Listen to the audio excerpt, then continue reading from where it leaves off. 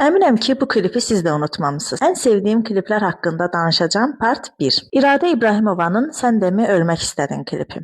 Klip 2002-ci ildə çəkilib və o illərdə çəkilən kliplərə görə ən yaxşılarındandır deyə bilərəm. Klip başlayan kimi həyat yoldaşını başqa birinə görə tərk edən bir kişini görürük və bir müddətdən sonra həmin qadın bir qız uşağı dünyaya gətirir.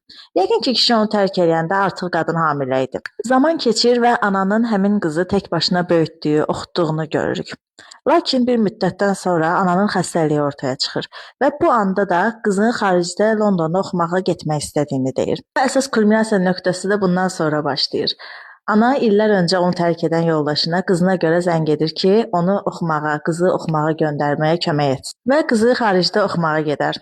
Lakin bu anda ananın xəstəliyi get-gedə artar və sonlara doğru qızının anasının dəftərindən elə bu mahnının sözlərini oxuduğunu görürük. Lakin sonda anası vəfat edir.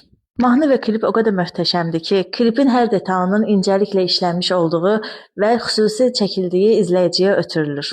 Sizin bizim estradamızdan ən çox sevdiyiniz klip hansıdır? Rəylərdə bölüşün.